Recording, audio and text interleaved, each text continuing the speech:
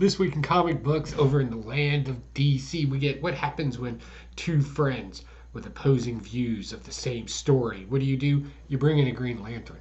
Over in the land of Marvel, we get this stupid tale of everything's predetermined. So even if you were to go in past to stop something, you're actually the reason why it happens in the first place. Ugh. And in the land of Indies, EE, bark, bark, now we talk. So what? All that and a load more of other comic books right after that intro.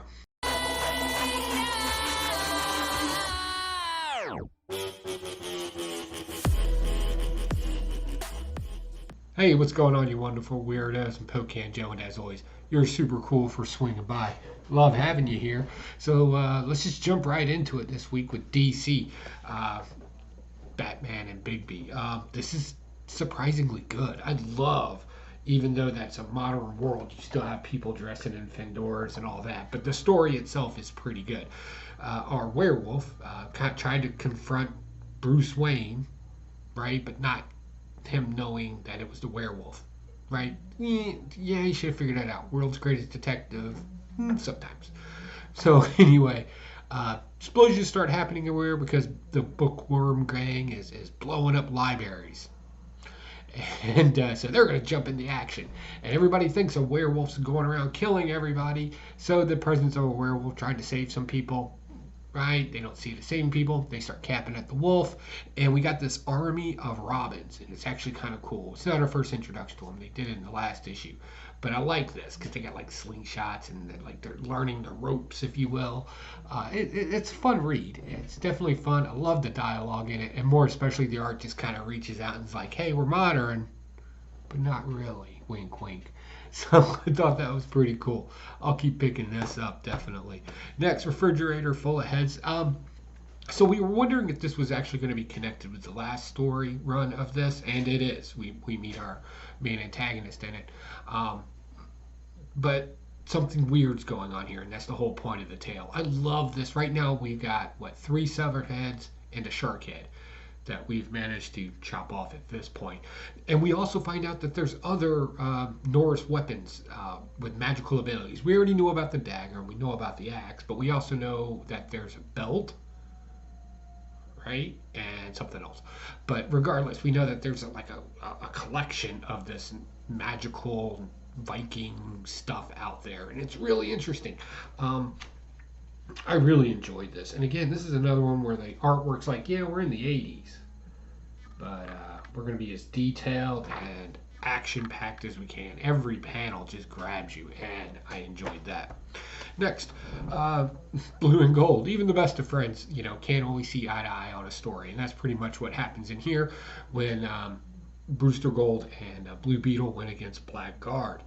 Come to find out, neither one of their stories were 100% accurate. And Guy Gardner shows up and was like, yeah, it was really me that saved the day, not you two jackwagons. All while on live TV talking about their new superhero agency that has a line of people and a new issue that we jump right into our next story arc. So, yeah, I like this for the dialogue in it. I don't really much care about the story. I just think it's funny watching dudes bro down, brah. Yeah. Jumping right into Marvel, we get Moon Knight. So Moon Knight, is dealing with his therapist, and therapist is like busting him out a little bit with this whole, you haven't been totally honest with everything. You're not opening up with your feelings, and you're not really. So he's like, all right, check it out. Boom, right? Unloads on her.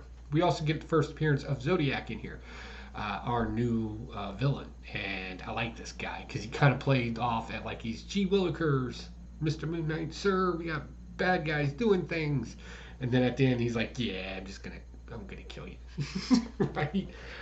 So that was pretty cool. I don't much care about this therapy stuff. It's all cognitive behavioral therapy at the end of the day. Basically, you just get somebody to talk about their problems, and if they show some sort of emotion or play the tape through with more reasonable, logical thought, then eventually you're healed, which is a garbage concept. I disagree with that wholeheartedly, because that's why most therapy at the beginning levels in group therapy don't really work because all you're doing is you're just mimicking off of each other at the end of the day. Somebody signs you a piece of paper and you go away. So I don't really like. But this is a one-on-one session, so I guess I can buy it off on that. But for the most part, this is pretty cool, and we get introduced to a character named Soldier in here as well, who I hope turns into something. He's like an ex-Hydra guy that knew Moon Knight, and they're buddies. He saved him from like a bomb. So yeah, let's get some more of that. I like this. As far as the issues go so far, I would say that this was probably the weakest introduction to a new villain I have seen yet. But cliffhanger, right? It's good enough for me. Next, Kang. So this is doing that whole thing, and no, it hasn't been confirmed yet, but this story kind of set it up for that. If you were to go into the past, right, to stop something, inevitably you'd be the one that ultimately stops it, right? So you can't change predetermined destiny, if you will, right? But this also messes up everything that we know about how time works in the MCU, that it would just create another alternate universe, which that could have happened in here too. This thing's a time mess. It's really hard, and mostly because we focus on his love interest, right, and how it keeps being a different stylized person, right? First she was like Moon Knight, and then she was like a warlord, and then she's some white tall lady that's a priestess or emperor or something. I don't know. This is really hard to follow. If you can break this down for me in baby bites, I'd appreciate it. Just hit me up in the comments, because I'm like, what do you? But the direction it's going is inevitably he'll be his own creation, so he'll be stuck in a time loop. That's my guess, anyways. All right. To Dark Ages. This still proves to be good. So we find out, of course, through magic sniffers from Badger and X-23, that it wasn't Captain America that stole Tony Stark, that it was actually Mystique, right? We already knew this. So we ate up some panels for that. But then we also find out that Reed Richards and his son were supposedly missing and presumed dead, when they're actually working for Apocalypse as well, because they're the only ones that seem to have some sort of energy, because Magneto's trapped in a thing, and you know how magnets work, right? That means energy automatically. It doesn't work like that, but close enough for a comic book.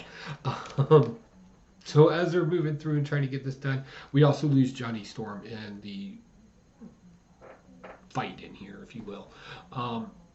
We lose him, and that was heart-wrenching. And this is also when we found out that Reed Richards and a lot of other superheroes, as well as villains, are working for Apocalypse. Also, Quicksilver makes an appearance in here.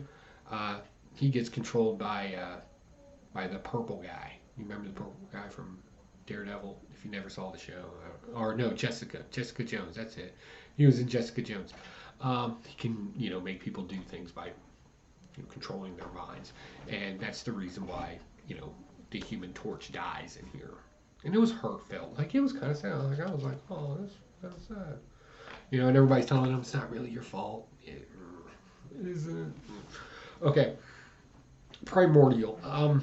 There's so much hype about this book. There was such an expectation of this book. And we are in, what are we, like issue 3 now? Yeah, issue 3. And nothing's really going on. Like, we know that there's some sort of secret going on. The government, right? Conspiracy stuff, right? They know. But really, it's just about, dog meets 2 monkeys. And for some reason, they're able to talk because of woo-woo alien stuff happening. Something they don't explain. They just kind of show a bunch of pictures and hope that, good enough for the reader.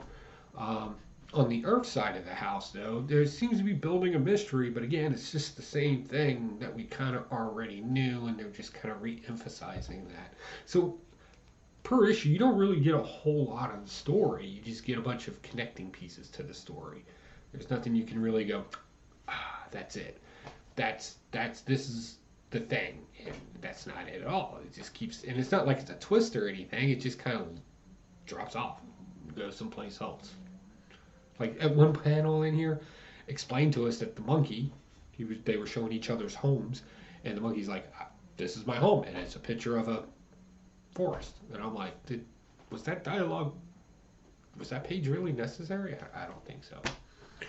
All right, Chicken Devil. This is better than, in my opinion. All right, don't go hating on a guy, but this was better than that. Like you got chock full of stuff in here.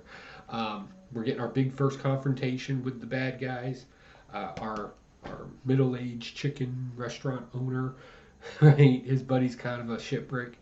Got hung up in some drugs, and then of course they got the heroin, that was hidden at a gym, and now they're going to well, now they need to give it back to the drug bosses, right? That's partners like, no, we're splitting town, we're taking this is our money in the bag, and we rolling. The guy's like, no, just give it back to them, right? To the drug cartel people, to give it to them, and man, we can roll, and if they ever come back around, then we can call the cops. And the guy's, nah. Next thing you know, bad guys show up, start blowing things up, partner's dead, and I think we're right there on that crux where we're gonna see chicken middle-aged suburbanite, turn violent, like just start blasting people. Yeah, we're right there on the cusp of that. That's gonna be awesome. Last but not least, I got out second issue of this. This was kind of a sleeper issue, but some good information in it. We find out our code talker can apparently speak other languages. Okay, fine. More importantly, he can speak a dialect of Czech, which is very important because this is what our monster demon character can speak, which means now the German officers can get rid of the priest because he's kind of a pushy little prick anyway. So they literally pushed him into the pit, the monster, and tell the code talker guy, he's like, yeah, you work for us now. Welcome. We also find out that our general's not going to be accepting his defeat. Prior to World War II ending, like the months before, like it was pretty much determined that we're losing this battle, right? And there were some people that were kind of like, nah, we're gonna win. Well, this is one of those guys. He's like, we're gonna turn the tide, and this is gonna be the monster we use to do it here in the comic book. So yeah, that was pretty good. All in all, it's a good read. I like it. I enjoy it. I'll probably be picking up some more of that. So what is going on? Oh, huge shout out to TM Nerdy. He let me do one of those YouTube Cribs video. That will be premiering, I believe, Sunday. So definitely check out TM Nerdy. His link is in the description below. We kind of took a little tour of the evil lair, this office, and then the secret room, the secret collectibles room that nobody knows about, well, except for after the video posts. All right. Also, if you haven't seen it on the channel, I've been kind of playing with some editing, with some music and like nostalgia type stuff, trying to update some stuff. So if you enjoy any of that, please let me know. Take a look at a couple of them. There'll be a link right up here in the corner someplace to the last one that I did. So yeah, check it out. Let me know what you think. All right, guys. C2ET's coming. Can't wait to hang out with everybody. We're going to have a great time. Happy holidays if I don't put out another video. I don't know what the future holds. It's not like I manifest my own history or future or whatever King is doing. I don't know. All right, guys. Bye.